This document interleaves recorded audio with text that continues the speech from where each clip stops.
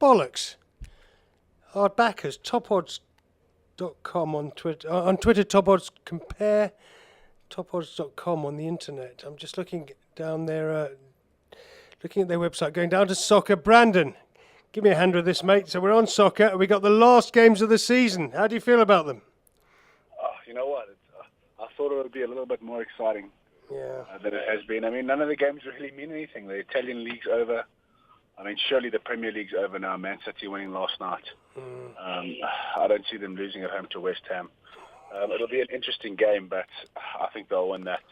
I think Liverpool slipped up. You think Liverpool slipped up? I've never seen anything like it, mate. I've never in my life seen a side going for the title for the first time in 30 years get stuffed by 24 years, get stuffed by a side who didn't have anything to win, and they were 3-0 up with 12 minutes to play. Unbelievable stuff, which is why we have to consider West Ham giving Manchester City at least a bit of a scare at some point on Saturday, surely. Oh, you know what? I know you're a big fan of Sam Allardyce. And yeah, I am, yeah. I think that Man City, they wanted too much. I don't know if I'd be betting against a side, who can win the title winning on the last day of the season. I mean, I do believe in karma, and maybe there's a situation here where Man City, are winning 1-0. And in the 90th minute, West Ham come and equalise, and Liverpool win, and everyone on Merseyside applauds them and says, "Oh, geez, what a lovely game," and whatever. But at the end of the day, that's not going to happen. Let's be realistic. We know who's going to win the title. The bookies knew that quite a while ago, having Man City up with 3 games in hand at 3-10. Yeah. And Liverpool blew it, and I think they blew it against Chelsea. I don't know what you think. I think that was the game that. Yeah, we've lost. I think we just lost Brandon there. But yeah, listen, the point is, guys, I take Brandon's point that Liverpool maybe lost it against Chelsea. Mourinho did his normal thing of beating the top side and then failing against ordinary sides. But then, was it 95 when Blackburn and Man United both had to win on the last day? I think Blackburn had to win on the last day, and both sides lost, I think, in the end. Or did Man United draw? But the thing is, in English football and in Spanish football, as we've seen so clearly over the last couple of weeks in Spain, La Liga should have been dominated by just Barcelona and Real Madrid. Then Atletico come into the whole thing. And then last week we had all the top 3 sides, right? Barcelona, Real Madrid and Atletico. None of them won against minor opposition. And we've had quite a lot of points dropped in Spain. And I think in South Africa we get too used to games like, Pirates against Arrows finishing the season like it is again this week. And I think we've got to look at the fact that there can be shocks on the last day of the season, and they invariably are. And the top leagues, sometimes teams that are playing with the pressure off, like, say, Cardiff, already relegated, playing Chelsea on Sunday. All the English games kicking off at 4 o'clock South African time on Sunday, all the last games of the season, the 38th and final game. And Newcastle, pressure off, had a terrible finish to the season. They've got Liverpool at Anfield. Will they produce something? Sorry, guys. I know that we got cut off there. Yeah, go on. I mean, like I said to you, I think Liverpool blew it against Chelsea. I think they needed to draw that game and not lose it at home. Yes, of course. That was their problem this season. They took the pressure off Man City, and Man City will win. Like you say, Spain, I think Atletico Madrid are going to win there. They made the Champions League final. I think they can do a double this season. I know Real Madrid are looking out for that Champions League.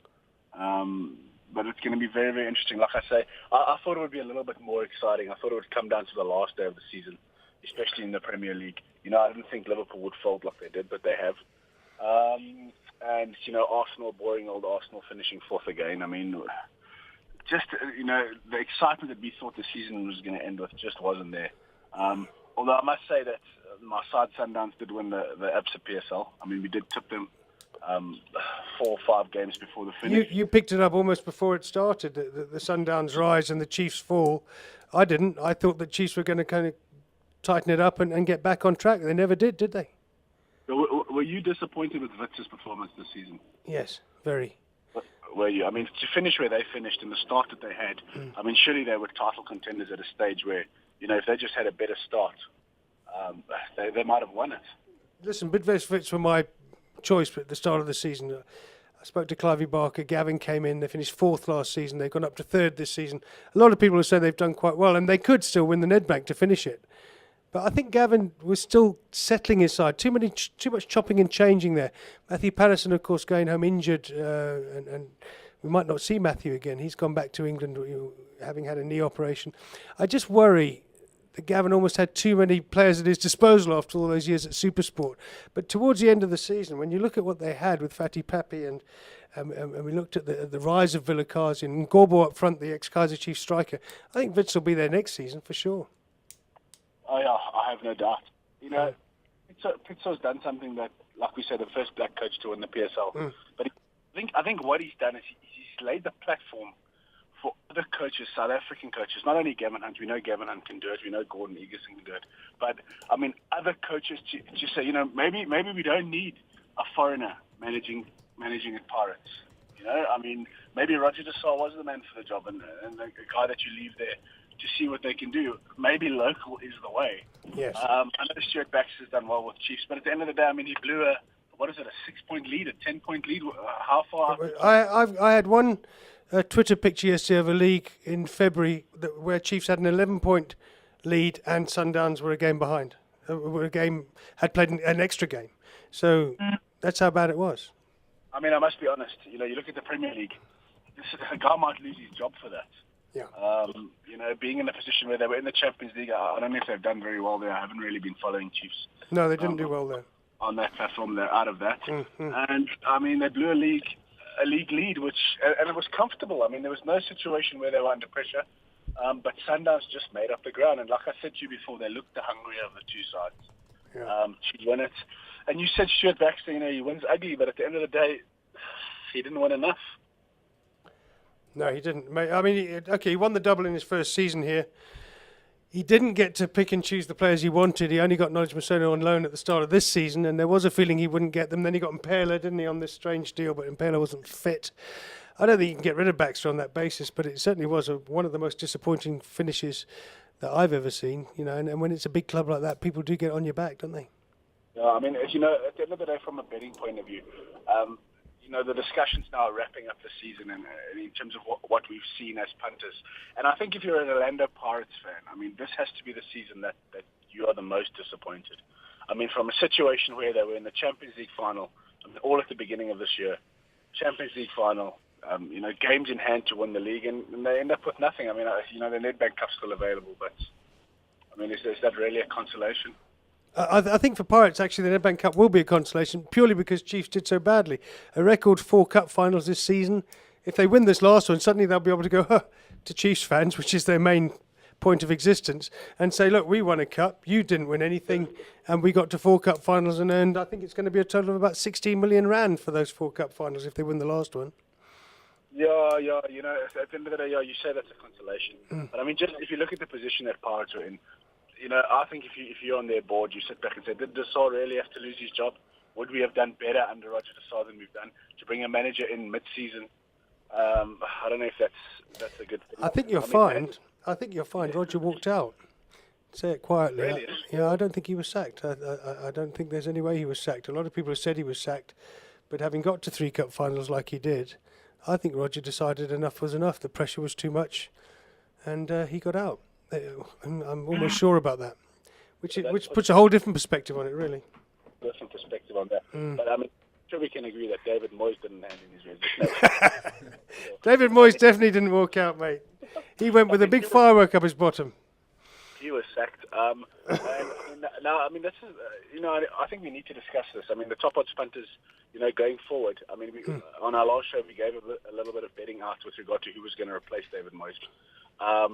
And you sit in a situation now where Louis van Gaal, okay, this Dutch manager that, you know, is fairly good.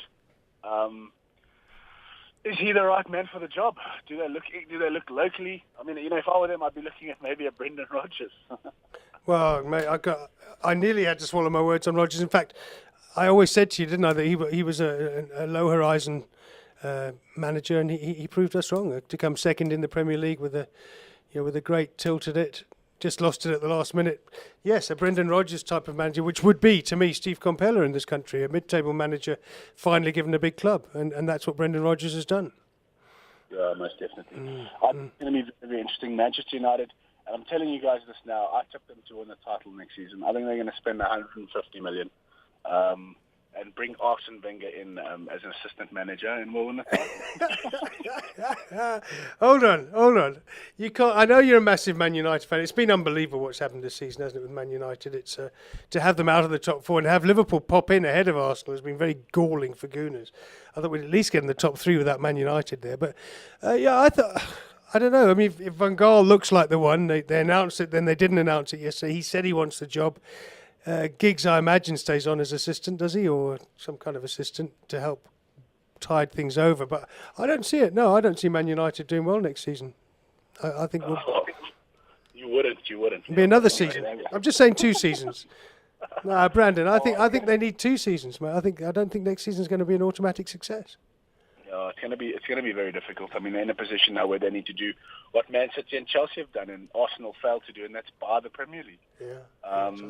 Spend 100 million and see where you end up. It's going to be very interesting.